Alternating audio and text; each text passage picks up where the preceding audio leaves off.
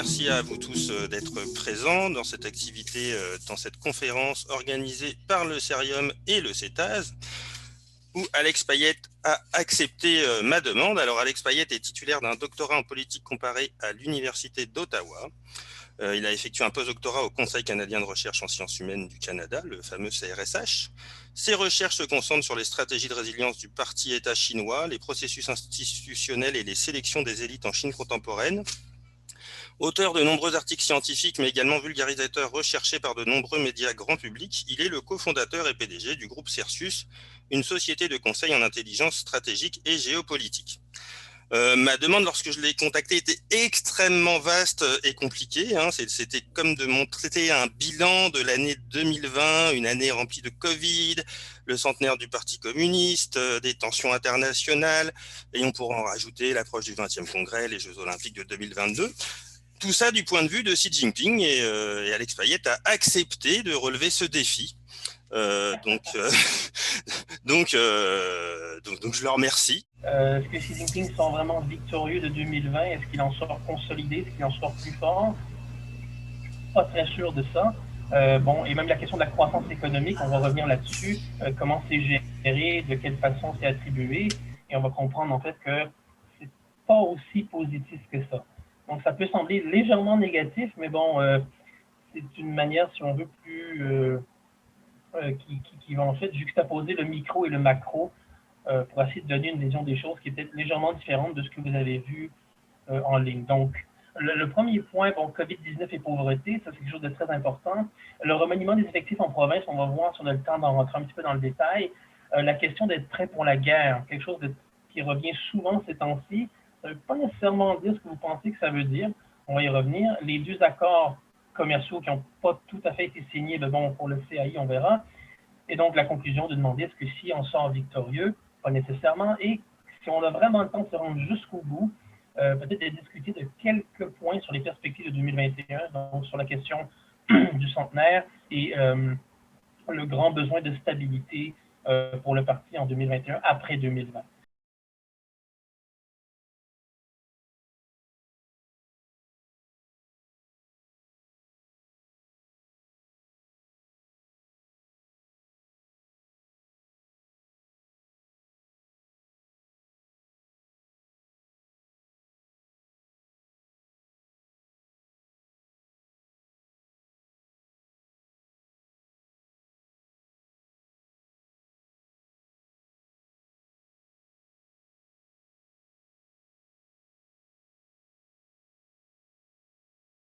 Donc, ce qu'il faut savoir, c'est que l'année 2020 se termine surtout entre septembre et décembre sur ce qu'on appelle des cris de victoire du parti, surtout pour le COVID. Donc, on va, surtout au mois de septembre, on va commencer à attribuer des médailles.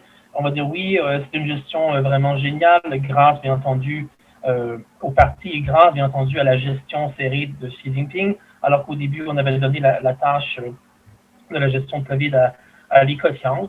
Donc, encore une fois, qui va prendre le crédit et qui a vraiment besoin du crédit? On va revenir là-dessus un peu plus tard aussi, peut-être.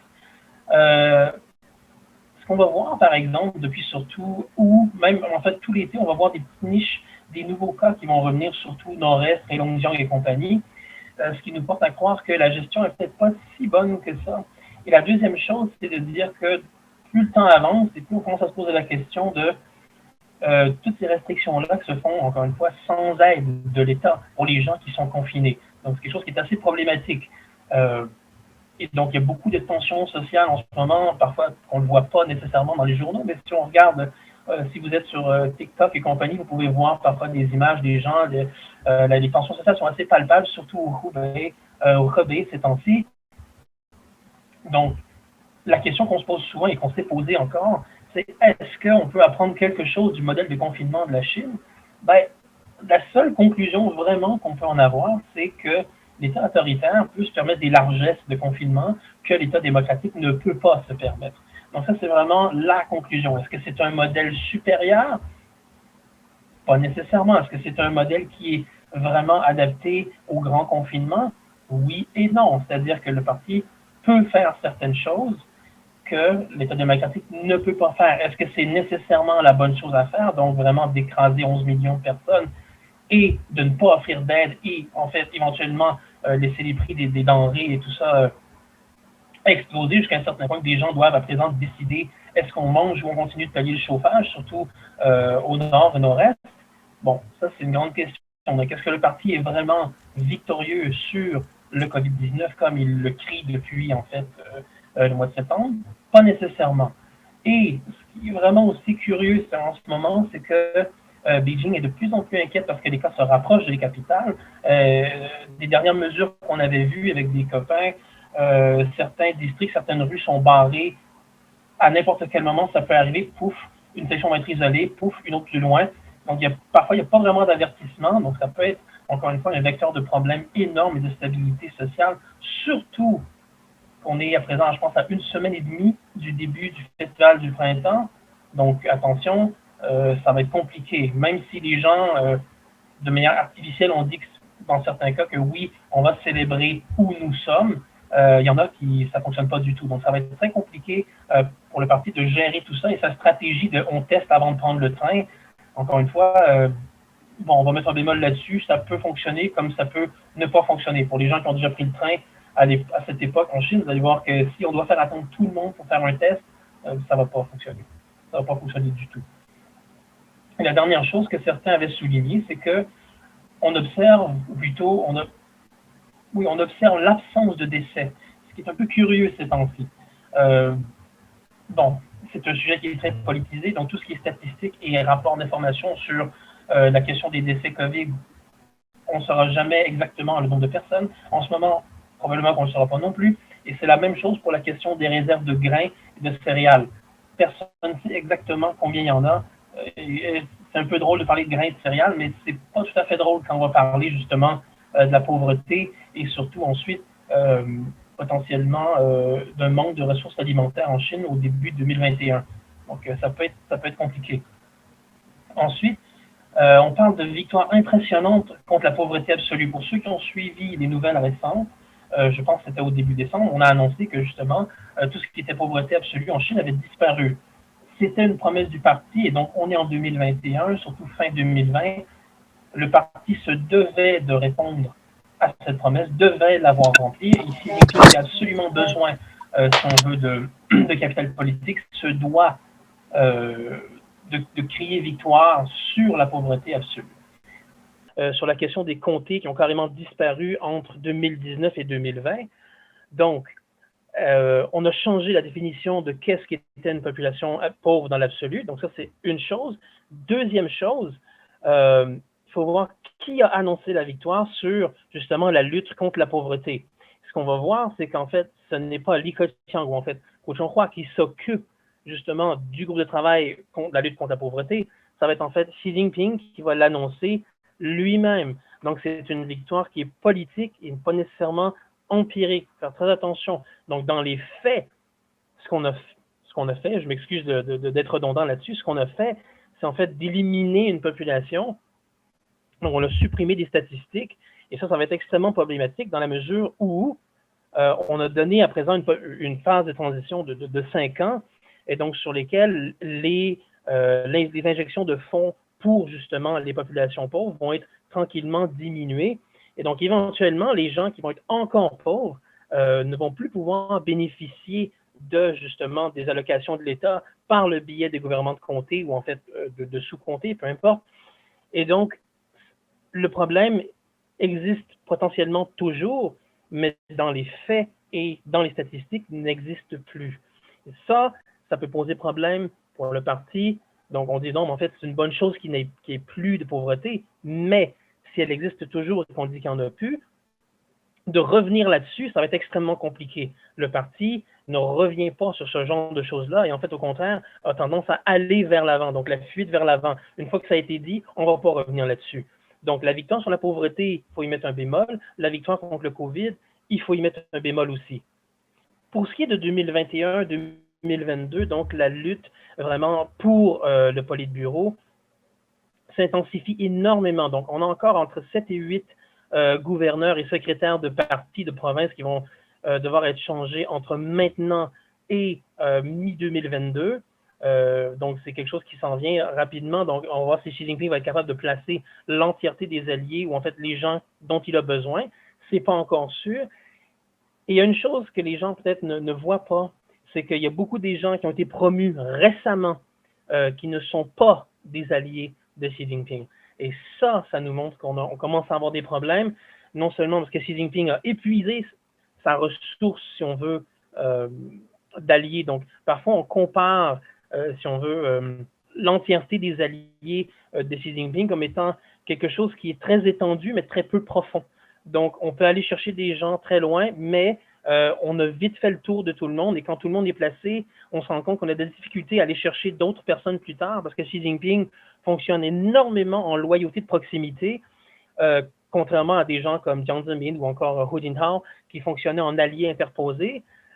Donc, ça va être de plus en plus compliqué pour Xi Jinping de maintenir le contrôle des provinces, des ministères, en vue de 2022. Et maintenant, il y a des gens qui sont seulement des parachutés ou ce qu'on appelle des candidats du compromis manqué. Donc, vous avez des gens, bon, Feng Fei, Huang Qiang, bon, c'est pas grave. C'est pas grave. Donc, vraiment, la première colonne, c'est celle qui nous intéresse. Donc, ce sont des gens qui ont plus ou moins affaire avec Xi Jinping. Ce sont des gens qui ont affaire avec d'autres sous-cliques, des cliques sectorielles du parti. Et même celui comme Ren Zhenghe, on se demande vraiment pourquoi il a été choisi, parce que c'est quelqu'un qui traîne des histoires de corruption énormes derrière lui. Donc, on se dit, si ce genre de personne est accepté par Xi Jinping, ce sont des compromis qui sont manqués et qui éventuellement, ça va aussi causer des problèmes.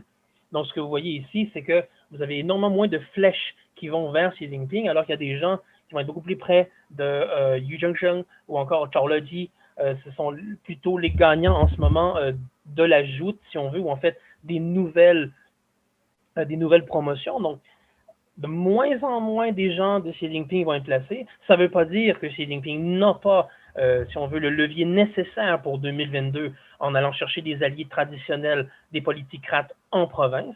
C'est pas ça que ça veut dire. Ce que ça veut dire, c'est que pour la section de temps 2020-2022 et même dirons-nous, 2022 et plus loin, donc 2027, il va y avoir beaucoup de difficultés à conserver cette base de pouvoir-là.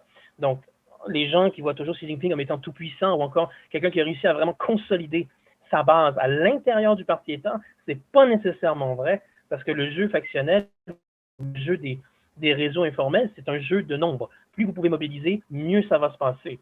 Si vous avez de la difficulté à mobiliser ou vous perdez du terrain sur des questions, sur en fait des postes clés, ça va être quand même assez difficile. Donc, au Kansu, c'est pas une perte qui est extraordinaire, mais bon, Hu Changsheng, au Heilongjiang, ça, c'est une perte qui est quand même significative. C'est pas quelqu'un qui est nécessairement associé à Xi Jinping. Et pourtant, on avait besoin de conserver le Heilongjiang, ce qu'on n'a potentiellement pas vraiment été capable de faire. Donc, à court moyen terme, Xi Jinping va potentiellement devoir, ou même se faire forcer au compromis sur certaines choses si on veut, en prévision de 2022. Donc, ça peut vous donner une idée, ça c'était en novembre, les gens qui ont été choisis. Donc, vous avez les gens qui sortaient, qui étaient beaucoup plus proches de Xi Jinping, les gens qui entrent, qui sont beaucoup plus proches des gens comme Yu Zhengsheng, Zhao Leji, donc des gens qui sont associés à Xi Jinping nécessairement, mais pas des alliés de première instance. Et aussi, il ne faut jamais oublier que les gens comme justement Zhao Leji ou même Yu Zhengsheng étaient à l'origine des gens qui étaient associés à l'ancien régime. Donc, c'est des gens dont l'affiliation va un peu fluctuer dans le temps. Donc, est-ce que c'est nécessairement des gens qui choisissent de placer des personnes pour soutenir Xi Jinping après 2022 ou entre maintenant et 2022? Ce n'est pas nécessairement clair non plus. Est-ce que ce sont des gens qui veulent eux-mêmes se créer des réseaux de soutien pour l'après Xi Jinping ou l'après 2022? C'est potentiellement le cas aussi.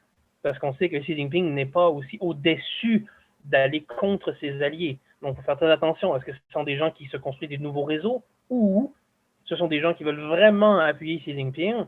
C'est pas clair. Dans le système autoritaire, vous avez justement la vieille idylle qui dit « faites comme si », donc « acting as if ». Bon, vous l'avez ici. C'est pas clair qui agit vraiment de loyauté et qui agit comme si. C'est pas clair. Pour ce qui est de la position de Xi Jinping à l'intérieur de l'armée populaire de libération, Xi Jinping change les règlements depuis en fait la mi-2020, la question de la campagne de rectification aussi contre tout l'appareil politique et légal en Chine semble indiquer que Xi Jinping veut vraiment consolider sa position à l'intérieur de tout ce qui est politique légale et aussi de la structure militaire et des forces de police armée. Mais ce qu'il faut vraiment regarder, c'est qui en ce moment est en train de monter, qui est en train de descendre. Donc le premier conseiller politique de Xi Jinping, donc Zhang Youxia, est en train de perdre de l'affluence à l'intérieur de la structure militaire. On voit des gens comme Xu Qiliang qui sont en train de monter, donc toute la gestion de l'armée de l'air. Et ce que l'on sait, c'est qu'en ce moment, le réseau le plus important, c'est son réseau à lui. Et donc, il y a des personnes qui font même des blagues qui disent qu'on devrait parler de l'armée de Xu Qiliang et non pas de l'armée du parti, ce qui n'est pas nécessairement faux considérant l'étendue des réseaux que Xu peut avoir à l'intérieur de l'APL. Et c'est lui qui a même organisé la prochaine transition sur les 2 prochains vice-présidents du comité central, de la commission militaire centrale. Et ce qu'on sait, c'est que ses alliés à lui ne sont pas pour la joute politique. Donc tout ce qui est politisation de l'armée par Xi Jinping, ces gens-là ne veulent pas en entendre parler. Et il y a énormément de ces gens-là, des généraux et des lieutenants généraux, qui n'ont toujours pas digéré le début de la campagne de corruption, anticorruption de 2013. Et donc, quand Xi Jinping parle d'être prêt à faire la guerre en tout temps, ça veut dire plusieurs choses. La première chose que ça veut dire, en fait, c'est d'essayer de passer par le système de la propagande pour ramener les généraux et les lieutenants généraux à l'ordre à l'intérieur de la structure. Donc, ce que ça veut dire, c'est que c'est moi qui décide, vous allez faire ce que je vous dis, et peu importe si vous avez envie de suivre ou non, le message, c'est que vous devez suivre et être prêt quand moi je vais le dire. C'est ça qu'il essaye de dire en premier lieu. Ensuite, ce que ça veut dire être prêt à faire la guerre en tout temps, ça veut dire que l'armée populaire de libération n'est vraiment pas prête à l'action militaire. On est en train de moderniser l'armée, de changer l'équipement. Donc, il faut apprendre à se servir de l'équipement. Et si on veut, le problème le plus important dans tout ça, c'est que on n'a pas d'expérience de combat sur le terrain pour le tester. Donc, être prêt à faire la guerre tout le temps, ou en tout temps, qu'est-ce que ça veut dire? Ça veut vraiment pas dire grand-chose, honnêtement. Si les gens pensent que la Chine veut vraiment agresser les autres ou se jeter sur Taïwan, non, une seconde. Ultimement, c'est sûr que la question taïwanaise, c'est pas un événement, si on veut, à probabilité nulle. Ça, on s'entend. Mais la question c'est un message envers Taïwan, non, c'est un message que Xi Jinping envoie à l'armée de libération populaire pour dire, écoutez, essayez de vous préparer et d'être aussi plus près que vous ne l'êtes maintenant, et aussi d'envoyer un message aux généraux, les derniers, en fait, des listes qui sont, comme on appellerait, je pense en anglais, on dit combat ready, donc ceux qui sont prêts au combat, de suivre l'élan du parti. Parce que ces gens-là n'ont pas envie de le faire. Il ne faut pas oublier, à chaque fois que vous lancez des campagnes anticorruption, si ces gens-là en bénéficiaient, ils n'ont pas envie de vous suivre aujourd'hui. Parce qu'il y a beaucoup, beaucoup de ressentiment à l'intérieur de la structure. Donc, de parler d'un Xi Jinping qui a vraiment consolidé sa position à l'intérieur de l'armée ou même des forces populaires, des forces de police armée, pas nécessairement. Et pour saisir à quel point les rotations sont fréquentes, depuis 2013, vous avez eu 4 commandants à la garnison de Beijing, vous avez eu 3 commissaires politiques depuis 2014. Alors, qu'est-ce que ça nous envoie comme message? C'est qu'il y a un énorme sentiment d'insécurité à Beijing même, et la garnison de Beijing est un endroit extrêmement sensible, extrêmement propice à ce qu'on pourrait dire à des activités très, très déstabilisantes, pour ne pas envoyer le vrai mot. Donc, le fait qu'on voit une énorme rotation des cadres à cet endroit-là, 4 sur 7 ans et 3 sur 6, c'est énorme. On ne voyait pas ça avant. Et 50% du leadership des forces de police armées a été changé entre la fin 2019 et la fin 2020. C'est pour dire qu'il y a énormément de personnes qui ne veulent pas jouer le jeu selon les règles qui sont mises en place par Xi Jinping. Donc ça va être, encore une fois, de dire qu'il conseille sa position, pas nécessairement. Si on en est encore aujourd'hui en 2021, et on commence en 2013, si on en est encore aujourd'hui en 2021 à continuellement faire la rotation de ces gens-là, c'est parce que ces gens-là résistent. Et donc ça, c'est problématique pour lui. Pour ceux qui ont vu récemment le discours je pense que son nom c'était Wu Xian ou Wu Qian, j'ai oublié son nom, il a fait un commentaire justement à l'endroit de Taïwan il disait aussi, bon, vous ne pouvez pas contenir la Chine, c'est mission impossible. Et s'il y a une déclaration d'indépendance, c'est la guerre. Bon, qu'est-ce que ça veut nous dire de manière explicite? C'est qu'on utilise encore Taïwan comme un proxy de communication vers l'extérieur. Est-ce que c'est vraiment une menace? Pas nécessairement. Est-ce que la Chine a vraiment la capacité de le faire? Considérant ce qu'on sait sur l'état de préparation de l'armée populaire, pas nécessairement non plus. Donc, il faut relativiser l'ampleur du message qui est la plupart du temps tourné vers l'extérieur comme un moyen de communication. Et c'est pour ça que, bon, on parle, est-ce que la Chine comprend vraiment qu'est-ce que c'est le soft power? Pas nécessairement. Nous, on fait souvent des blagues, on dit, bon, c'est du loud power. C'est de la politique bruyante, c'est la politique du bruit, c'est un petit peu ça en fait. On fait beaucoup de bruit pour attirer l'attention, pour être capable justement de livrer un message. Et quand on s'adresse comme ça en fait à Taïwan, c'est pas vraiment à Taïwan qu'on s'adresse, on s'adresse beaucoup plus aux États-Unis et à Joe Biden. Donc l'ouverture de la communication, comment ça se fait que Joe Biden n'a toujours pas communiqué avec Xi Jinping? Donc c'est une façon de pousser l'administration à vouloir communiquer et aussi à tester la réaction. Donc, encore une fois, est-ce que c'est vraiment une menace? Pas nécessairement. Il faut relativiser un tout petit peu là-dessus. Et on va, je pense, plus conclure sur la question économique. Donc, deux choses que je pense tout le monde a bien vues dans les nouvelles. Bon, le RCEP et le CAI. Le RCEP, qui est arrivé quelques jours après l'élection américaine, quelque chose de vraiment très intéressant au niveau, si on veut, de l'autonomisation de l'Asie en termes de commerce, donc quelque chose qui est fantastique, qui aurait pu bénéficier énormément à la Chine en termes de leadership régional, mais comme c'est écrit sur la diapositive, bon, le plus grand obstacle de Beijing demeure toujours Beijing, et justement le fait de continuer à s'attaquer à l'Australie et de porter des propos et envoyer ensuite des navires de guerre en Asie du Sud-Est, et de garde côtière, parce que bon, ce sont supposément les eaux de la Chine, démontre une attitude qui est beaucoup plus destructrice qu'une attitude de leader dans la région. Et déjà, il y a des rumeurs qui disent qu'on commence à se demander si on a effectivement vraiment besoin de la Chine pour que le RCEP fonctionne, parce que ultimement, le marché qui est visé demeure toujours le marché américain. Donc, si on peut toujours exporter vers les États-Unis, c'est toujours mieux que de faire circuler les biens vers la Chine qui n'a pas toujours bonne réputation au niveau multilatéral, ou encore même qui essaie de réduire le multilatéral à du bilatéral. Et même l'Inde n'a pas voulu se joindre au RCEP parce que la Chine en fait partie. Donc, c'est une occasion qui est ratée pour la Chine de montrer du leadership dans la région.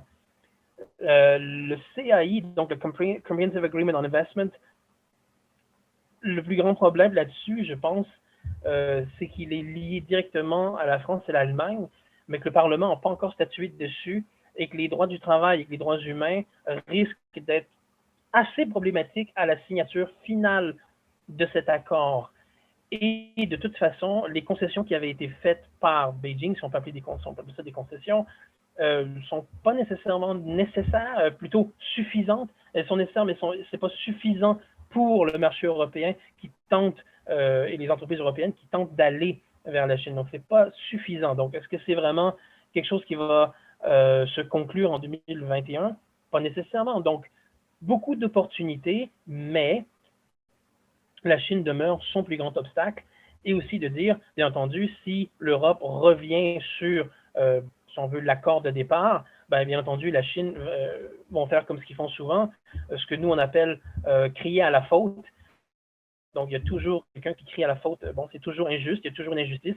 Et donc, vous êtes toujours coincé entre une politique du bruit, une politique très bruyante, et une politique de l'injustice. Et donc, c'est ce qu'on risque de voir. Surtout, même pour le RCEP, ça risque de finir comme ça de toute façon. Donc, beaucoup d'opportunités, mais est-ce que la Chine est vraiment capable de capitaliser sur les opportunités qu'elle a devant elle? Pas nécessairement.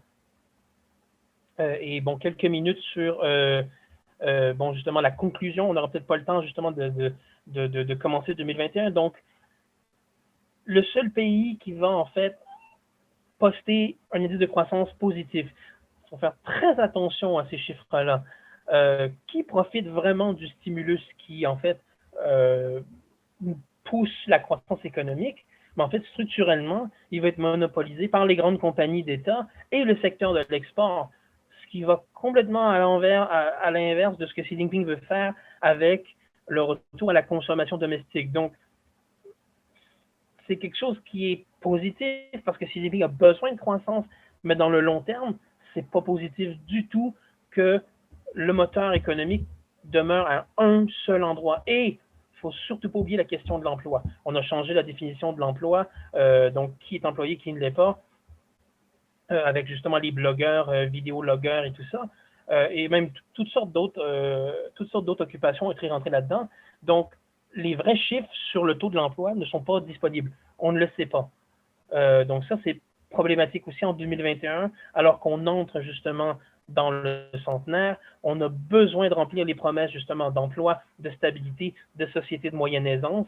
C'est un discours dont on parle déjà, mais est-ce qu'il est vraiment réalisé dans les faits? Pas tout à fait. Donc, est-ce que Beijing et même Xi Jinping ont vraiment su capitaliser sur 2020?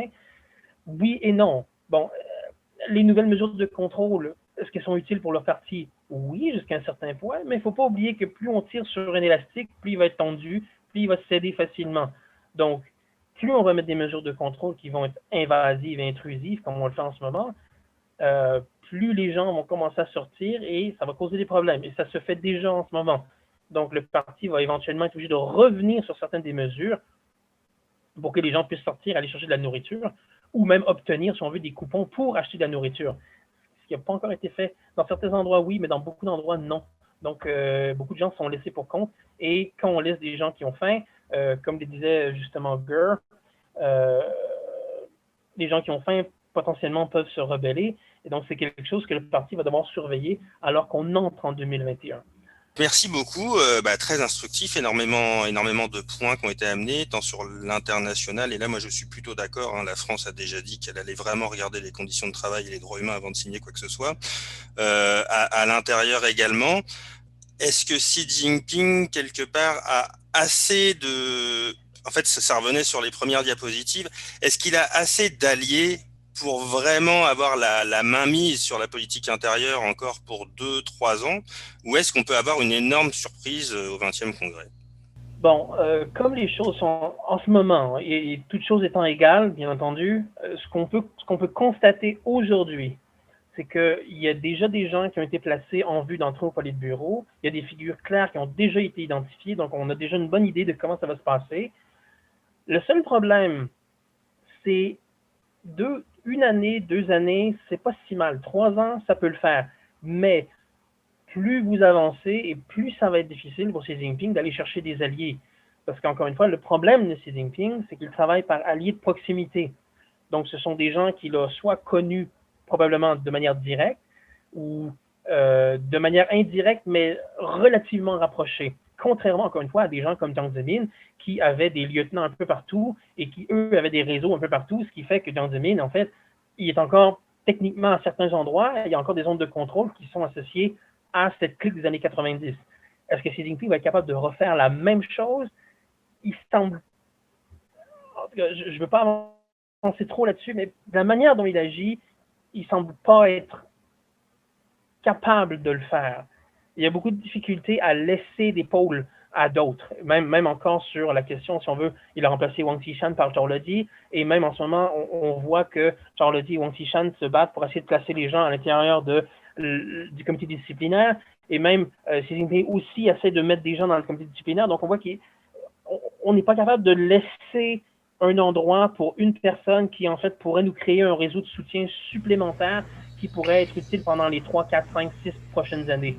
On dirait que Xi Jinping a de la difficulté à faire ça. Je vais compléter ma question. Est-ce que les alliés de Xi Jinping, avec maintenant les campagnes anti-corruption qui durent depuis quasiment une décennie, est-ce que ces alliés-là sont encore francs avec lui? En fait, est-ce que Xi Jinping a un réel rendu du terrain, ou est-ce que de toute façon, même ses alliés n'osent plus lui dire ce qu'ils voient? Bon, pour ceux qui ont une connaissance minimalement de l'histoire de la Chine, il faut en arriver à la comparaison parfois au grand bond en avant. Parce que des gens savent ce qui se passe, mais de rapporter ce qui se passe est problématique. et aussi que la structure du parti n'encourage pas du tout le rapport des vraies informations. C'est pour ça que vous avez des gens comme des Chiang qui n'arrêtent pas de dire, s'il vous plaît, dites-nous la vérité pour qu'on puisse planifier correctement, pour qu'on puisse savoir ce qui se passe pour justement la question de la pauvreté, du développement et des dettes locales. S'il vous plaît, dites-le pour qu'on puisse savoir quoi faire au Conseil d'État. Mais encore une fois, on ne le fait pas. On l'apprend plus tard et l'ampleur des choses est parfois extraordinaire. Bon, on n'aura pas le temps de parler des grains et des céréales, mais c'est un truc fantastique. Quand vous voyez des dépôts de grains qui brûlent soudainement, n'oubliez jamais une chose. Ces trucs-là sont construits avec des matériaux non combustibles. Donc, s'il y a eu un feu, c'est parce qu'on voulait qu'il y ait un feu. Et s'il y a eu un feu, c'est parce qu'on ne voulait pas montrer ce qu'il y avait à l'intérieur du dépôt de grains. Donc, toujours garder ça en tête. Donc, est-ce qu'on lui rapporte vraiment les vraies choses? Pas nécessairement. Et ça, mais c'est l'histoire, en fait, un peu de Mao, ça va même être l'histoire de Deng Xiaoping à certains endroits, et même de Zhu Longji, quand il va y avoir les campagnes de vérification des silos à grains, tout le monde se cache, on ne veut rien dire, on ne sait pas ce qui se passe, même les arpents de terre qui ont été vendus pour le déboisement, pour justement tout ce qui est la planche, ou bon, tout ça, on ne sait pas trop, les mines de charbon qui ferment sur Hu Jintao, on ne sait pas trop. Donc, c'est toujours compliqué d'avoir vraiment le reflet de ce qui se passe sur le terrain, d'avoir les données empiriques de manière, si on veut, sans la distorsion qui existe entre le niveau provincial et le niveau central et tout ce qui est subprovincial, parce qu'encore une fois, il n'y a pas d'incitatif à rapporter le vrai. Donc, c'est toujours compliqué à ce qu'on devrait vraiment lui dire. C'est que même ces gens qui sont à côté de lui n'ont peut-être pas nécessairement non plus accès aux informations qui aura un degré de vérité suffisant. Bon, merci. Effectivement, on verra si c'est du bouton croix qu'on trouve dans le métro à Hong Kong pour les noms des stations. Il y a des choses très visuelles comme ça. Bien, je vous remercie tous d'être restés jusqu'au bout. Encore désolé pour les problèmes techniques. Merci d'avoir assisté donc à cette conférence organisée par le Cerium et le CETAS. Merci vraiment à tous d'avoir été là et à très bientôt.